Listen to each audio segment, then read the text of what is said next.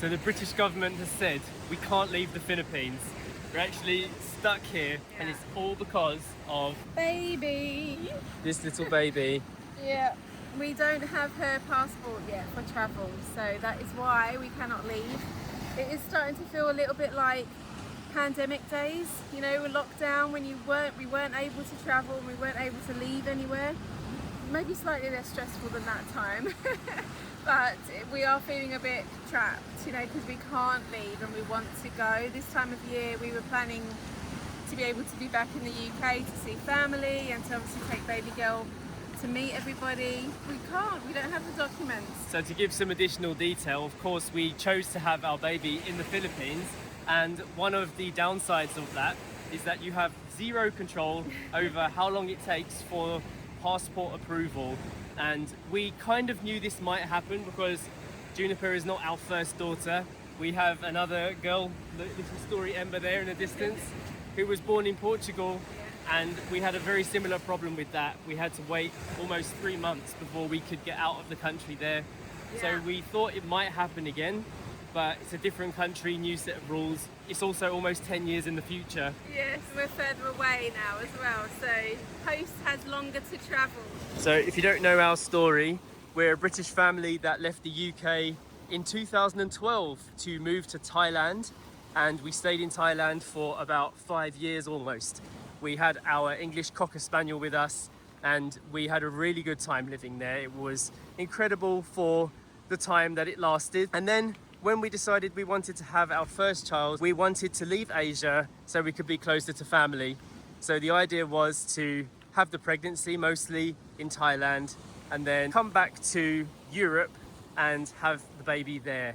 So our first daughter, Story Ember, was born in Portugal right in the winter time. It's a very stark contrast to our life in Thailand, but it was exactly what we wanted at the time. It allowed us to be closer to the grandparents who were finding it a little bit more difficult to travel in their later years, and it was just more convenient and cheaper for everybody to see each other. So we really got that closeness with our UK side of the family. Sasha and I have been globetrotters for quite some time, and when we didn't have children, moving about was easier because you only thought about yourselves. It was a more selfish mindset in a way. But once a child comes into your life, you are of course responsible for everything they're exposed to, and we wanted to make sure that every one of our kids has access to the same things or more, and seeing family of course is one of those things. At the beginning of 2020, we decided that we wanted to take Story back to Asia to see where we decided to have her and to enjoy a completely different culture and different side of the world. One of the places I wanted to show Story was where my mum is from, which is Myanmar. This is a fact about me that most people don't know. I'm part Burmese, and I wanted Story to experience that because it is a very unique country, and we spent quite some time there exploring where my mum was born and raised, which I thought was an incredible trip. But it was the foreshadowing for something dark, which was of course the pandemic, where we got locked down in the Philippines for the first 2 years of the COVID-19 pandemic. We weren't able to travel then, and we were completely trapped here by the rules and regulations of the world. But it was absolutely incredible to experience what it was like to live on this incredible island of Siargao here in the Philippines, which is where eventually we decided to make our semi-permanent home, or our home away from home. I guess we've managed to call it now our second home. We've been here for over 5 years and we really like it. Our daughter in particular loves it. We bought ourselves a plot of land here that we intend to build a house on in the future. That is still pending. And when we reached the decade of our 40s, we thought perhaps it's time to have one more child. And that is when Juniper Bluebell came into our lives. Very recently, within the last 3 months, Juniper has been born, and of course we decided to have her out here in the Philippines, and life has been good, hasn't it? It's been so good. And I was just thinking of similarities to Story's beginning of life, her first 3 months in Portugal. Obviously it was the winter time, and it was very different to Juniper's first 3 months of life here in the Philippines on an island. But the vibe that you get. I think they've both had that same first moments of life. Like, it's so calm. Like, I remember saying when we were in our little house in Portugal how it felt like a kind of sanctuary, and it was so calm and peaceful, like laying in the hammock in our garden with a tiny little baby.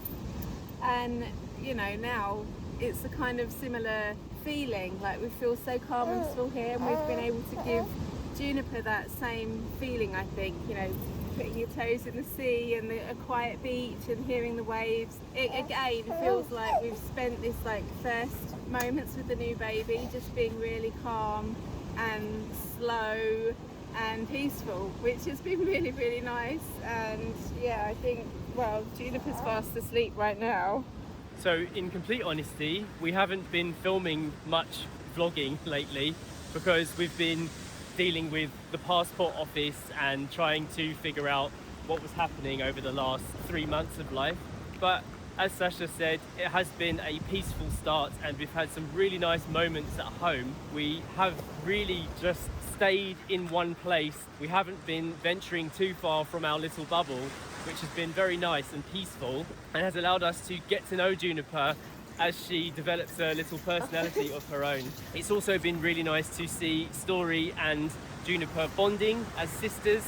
There's obviously a very big age gap there, and what that means is that Story has become quite a good carer to Juniper. She's very caring. Yeah, any opportunity to pick her up or carry her, Story's there. She loves it. Every morning she comes in and gives cuddles and is very, very caring. Just talking about how much you care for your sister. I understand that, I do. Story has been taking care of Poppy while we've been talking to you guys about our recent predicaments, but we've just been soaking in the moments around us, taking advantage of the location where we're at, enjoying the sea breeze and being outside as much as possible. So having a newborn here in the Philippines has been interesting. Obviously we're 9 years since we last had a newborn almost, and we kind of forgot about the sleepless nights and about, you know, when you're in it you feel like you're never going to sleep again. It can be really, really taxing. Obviously lots of people know this, having babies, but it doesn't last. And already Juniper has started sleeping through the night. And I remember this with Story as well. Story, I think, did the same thing at 3 months. She was, you know, sleeping for longer periods, and actually Juniper slept her first 11 hours just this week, and it has been amazing. And she's actually sleeping over 10 hours during the night already. Last night she slept from about 9:30 to almost 7 o'clock this morning she woke up. So already she's kind of getting in her zone with sleeping already. So the first 3 months was hard, or maybe 2 months, just those broken nights. It can be really, really challenging doing the night feeds. But at the same time it's also really sweet because you get those really quiet moments just with you and your baby, and that's also really nice. You know, you want to take it in, especially for us. We know this is our last baby now, and we're just like soaking in everything, just being like, I don't want to forget anything, I don't want to miss anything. Juniper actually slept through last night, which was fantastic, and she woke up, I think it was like 6:56, like just before 7 a.m, and I was shocked. I said, wow. So Juniper Bluebell is officially 3 months old today, and she weighs about 5.5 kilos now. 5.65 to be precise. I weighed her this morning. And she feels it as well. Yeah. We can see that her head has grown massively because this little hat used to like swamp her head, and now it doesn't fit at all.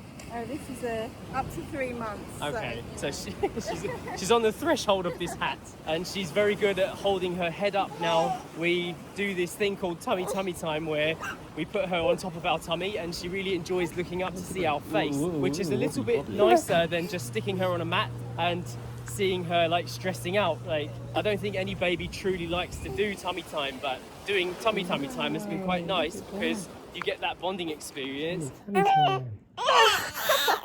and she gets the joy and the reward of lifting her neck to see our faces all laughing and smiling at her. She's actually been really enjoying her play mat as well, and she's starting to realise that there's toys hanging down, like, and things that she can look at. And I think she looks at herself in the little mirror and like laughs, she does a little chat with herself, like making all these new noises and new sounds. And she has recently discovered that she's got fingers. So we've been catching her in quiet moments, just observing her hand, going, oh, what is that? She loves to play with her fingers. And that's very sweet. But the sweetest thing of all, which often happens at around 3 months, is your baby's first laugh, which we officially caught on camera. It was so sweet, and it was interesting because almost exactly the same way that Story's first laugh happened was like this. She was sitting in her bouncing chair, and we were basically just making funny noises and doing like boo in front of her. And eventually she started progressing towards the sound of a laugh. You could hear it was coming.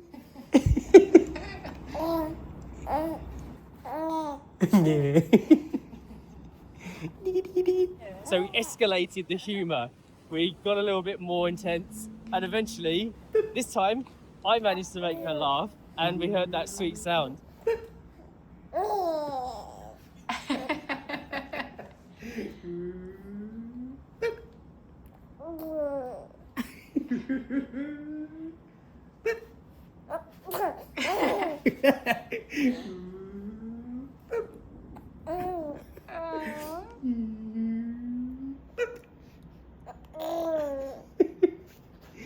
you sweet girl. You sweet girl.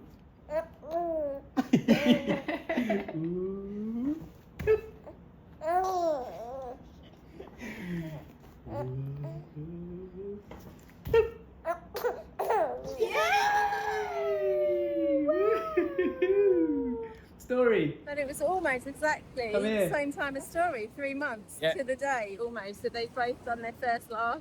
Definitely one of the sweetest things. Now, there's a bittersweet feeling with this, which is, of course, by now, we were hoping that we would have already been back in the UK introducing Juniper to her grandparents, because these things are milestones in your child's life, and one of the greatest gifts that you can give to your parent is a grandchild. And we really want Juniper to be able to experience a lot of these moments together with that side of the family, and that is our primary goal right now. We were really just waiting on the British Passport Office to get their paperwork office in gear and filter through all of our applications and documents and just go, yeah, we can see that you're a British couple trying to get back to the UK. It's a lesson in patience for us as well, because we know that we're waiting for something, and you know, there's not much we can do about it, so we just have to kind of wait. And be like, okay, it will happen when it happens, but right now, we just have to be patient. It's all you can do. It's literally all we can do. But at least we get to do it in a place like this, which is full of natural beauty, fresh air, incredible food, peace and quiet. It's not a bad place to be stuck, really, is it? So I think that's enough morning sunlight exposure for the day. I think Poppy, our beautiful dog, has already run home. She has, so we'll go up the steps. So we'll have to intercept her. Story's going off back on for round 2. So I guess we'll see her later. No, we'll call her back. This is what Story's been looking at. What have you found? A massive rock that is really huge. I found it because I was walking down there this way, and I was looking at all the water coming through all these tunnels. Yeah. And then I saw this, it said blocking, and I was like, wow, it's really smooth. It is smooth, isn't it? And the sea will make it smoother with erosion. Right, we're going to head back in now, Story, because it's very sunny. Let's go. We're all feeling a bit sweaty. Story just said she's excited for a shower. Story's never excited for a shower, so it must be a really warm start to the day. So once again, guys, apologies for not publishing a video for such a long time. We've just been dealing with all of the things we explained. As you can see, we are still happy and healthy, and we're just trying to go through the procedures of life. Hope you enjoyed today's video, and we will see you in the next one. Bye.